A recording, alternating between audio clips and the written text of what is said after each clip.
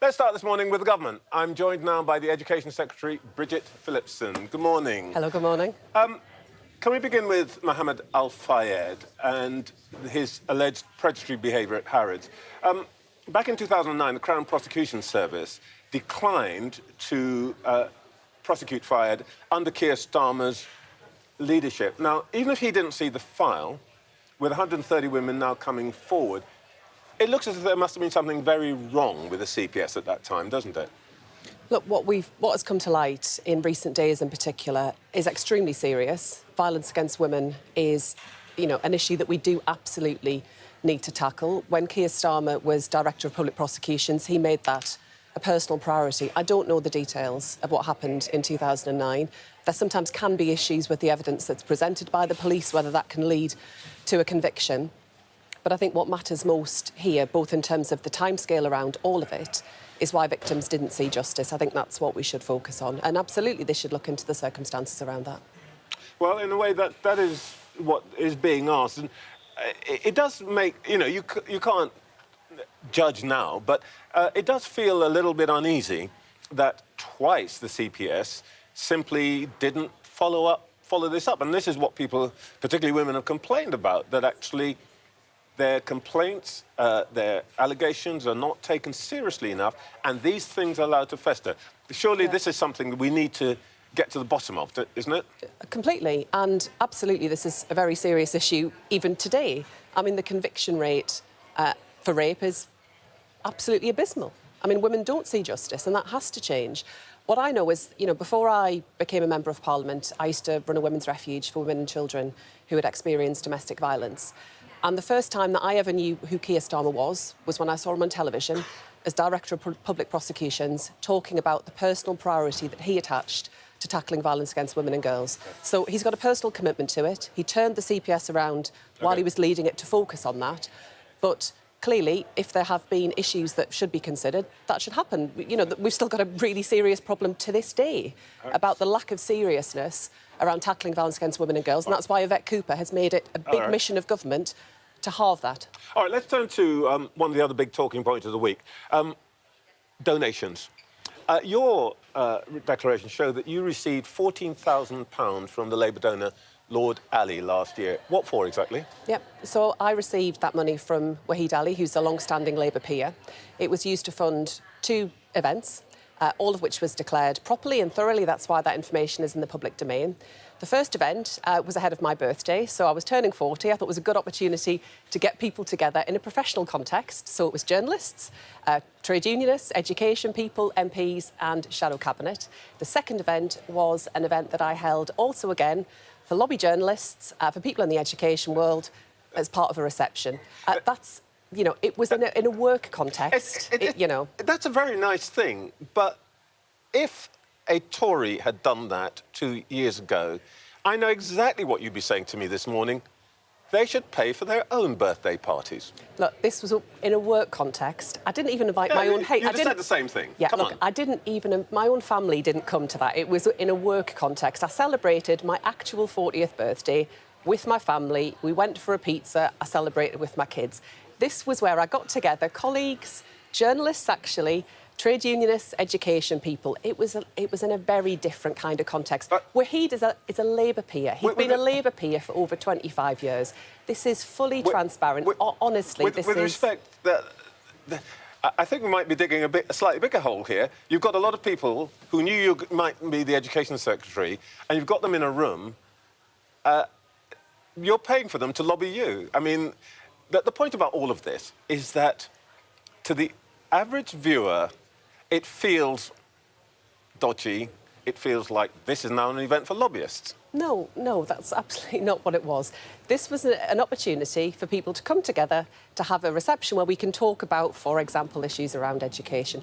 These kinds of things happen regularly. It was all declared in line with the rules and fully transparent. This was 2 events in a work context, and the information is there for the public to see. Well, let's talk about this issue of transparency. The Chancellor apparently registered 7,500 worth of clothing as support, I'm quoting, support for her role. Angela Rayner had £3,500 worth of clothes registered as a donation in kind. in the interest of transparency, shouldn't they both have simply said nice clothes? They've followed the rules. They've declared it in line with the rules, and what they have said is But in the point is, future they're they not- won't be. What they've said is that in future But they're not telling they you won't be what actually taking this similar. money was for, are they? I mean, this is not transparent at all. Look, the rules have been followed. They've declared it, and they've said that in future they won't be taking donations of that kind.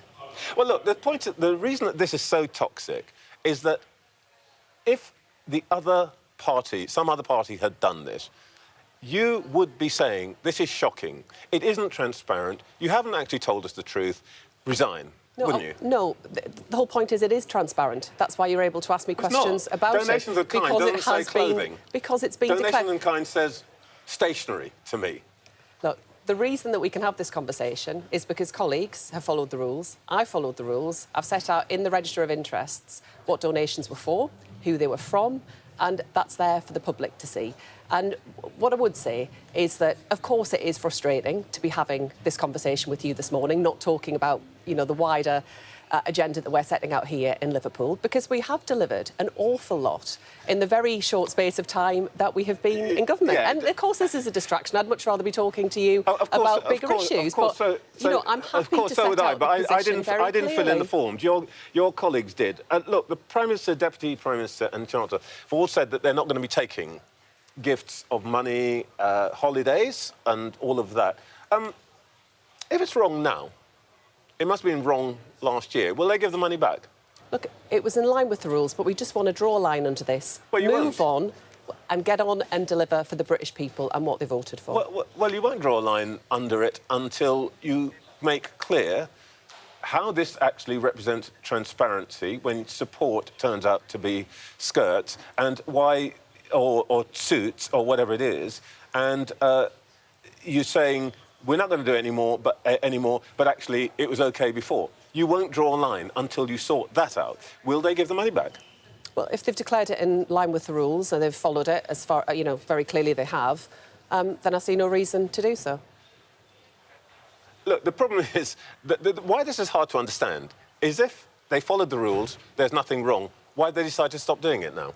In order to draw a line under it so we can move on and not be talking about this and talking, frankly, about other things. Look, in 1997, when Labour came in before, something similar happened. Labour had got a £1 million donation from Bernie Ecclestone, the guy who used to run Formula One. They gave it back in the end. Why not the same now? Big distinction that I would draw is that if we're talking about the donations from Lord Alli, he's a Labour peer. There's no suggestion that any of the donations were given in order to give rise to undue influence. He's a Labour peer.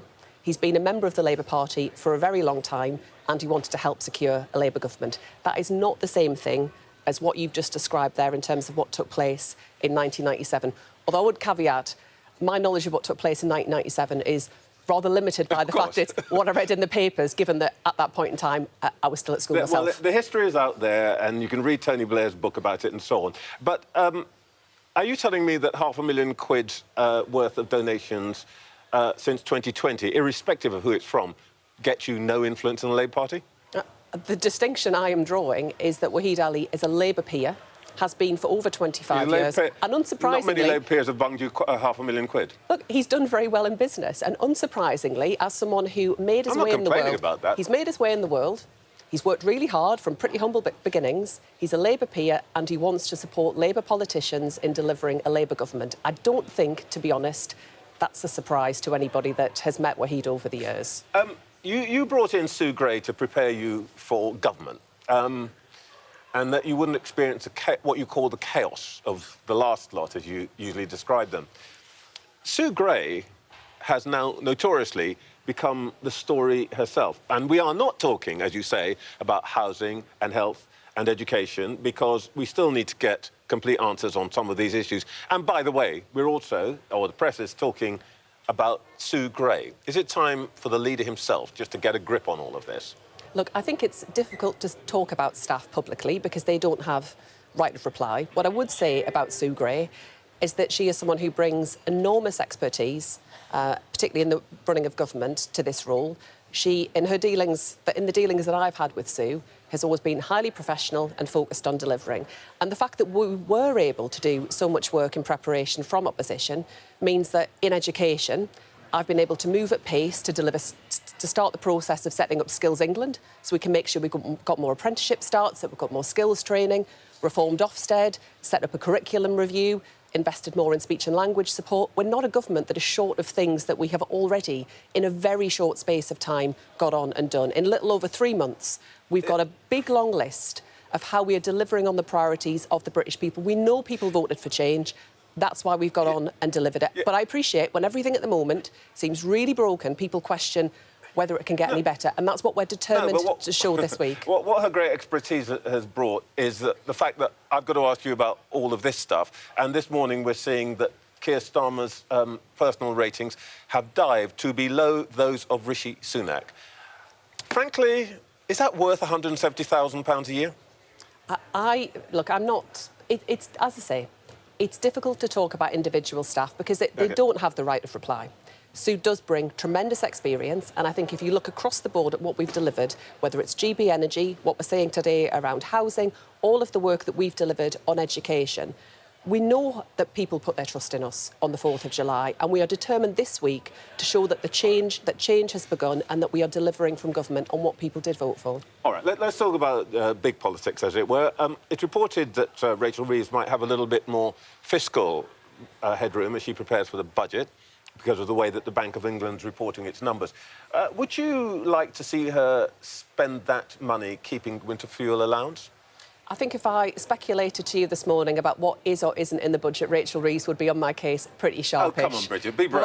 What I would say is that, you know, the economy is in a terrible mess. Your viewers will know that, and we've got to fix the foundations. That did involve some really difficult choices back when we first became the new government in July in order to stabilise the economy, because people know what happens when you haven't got a grip, because they're still paying the price for it. They're paying more on their rent and mortgage because of that devastating mini-budget. On the winter fuel allowance specifically, none of us wanted to have to make that decision. We didn't want to do it. We didn't expect to have to do it. But the last government, they walked away from these tough choices. Take education. They received the independent pay review body report saying how much they were expected to pay teachers. They refused to publish it. They walked away. They left it for somebody else to fix. And that presents some really tough choices. But your biggest donor, actually, Sharon Graham, says that actually that's all true, but you're making the wrong choices about the way you go about this. And that, above all, Rachel Reeves should free herself from the Tory fiscal rules, because in the end, what they mean is a return to austerity, not more money for education, not more money for poverty, not more money for children. Actually, you have to agree with that, don't you? Well, we are investing more in education, and that's why, as I've just been saying, we did deliver on that pay rise for teachers, because I know if we want to drive high standards in our schools, we've got to have brilliant people at the front of the classroom delivering it. And yes, that is a choice. And it's a choice, by the way, that the last government refused to take. They left it to us. They left this huge gap in the public finances and walked away from it and abdicated their responsibility. We are not prepared to abdicate our responsibility in these tough choices. But Sharon Graham's essentially saying that you're wrong. She got it round her neck then? Say again? I don't... Sharon's saying that you're making the wrong choices. Has she just got it all completely wrong? Look, Sharon's entitled to her opinion and to argue for what she believes to be right for her members. Of course she is. But I think what she will see and others will see is that we are determined to deliver a better deal for working people, whether that's rights at work or the pay awards that we've been able to give to public sector workers, like nurses, like teachers, who are absolutely central to the change that we want to deliver across government. Well, look, the big argument that's going to be on the floor here and on fridge and so on will be about this winter fuel allowance. She says that your decision to take money away from pensioners at the same time as taking money from millionaires is, and using her words now, cruel, a mistake, and embarrassing. Why doesn't it embarrass you? Well, I certainly don't like it. I mean, I take absolutely no relish in the fact that we've had to make this decision. It was not a decision. You could have made a lot of choices. It was not a decision that we expected to make. It was certainly not one that we wanted to make. Look, there was that huge gap in the public finances, £22 billion. The Tories knew that. They called an election, they walked away and they left it to somebody else to sort out. We will fix it, by the way. We will sort this. We will get our economy back on a much firmer footing and we will deliver some hope and optimism about the difference that we can make. Because I know that everyone looks around the country and thinks, God, everything's broken. Let me just stop you there, because you just said something very interesting. Everything you say is interesting, but you said we will fix it. Does that mean that at some point we might see that money back in the pockets of pensioners? We will fix the economy, we'll deliver a fair deal for everyone, but crucial to that, the way that we'll do it is by driving growth in our economy. That's why we've said that's our #1 mission. The reason the last Labour government were able to invest in public services was because we grew our economy. The record of the last government, what we've inherited, is dismal. But it's also a great opportunity to transform our country. If we're going to drive growth, we will need to make sure that there's good jobs in construction and skills and apprenticeship starts and much more besides. So it all goes hand in hand. OK, by the way, you're great friends with Rachel. Will she be listening to this and thinking, maybe I can vary it a bit? I'm not going to prejudge whatever. Rachel knows her own mind. And I know in the budget that she'll set out next month, she will make sure that we get our economy on a firm footing, because that's what needs to happen. Bridget Phillipson, thank you so much. Thank you.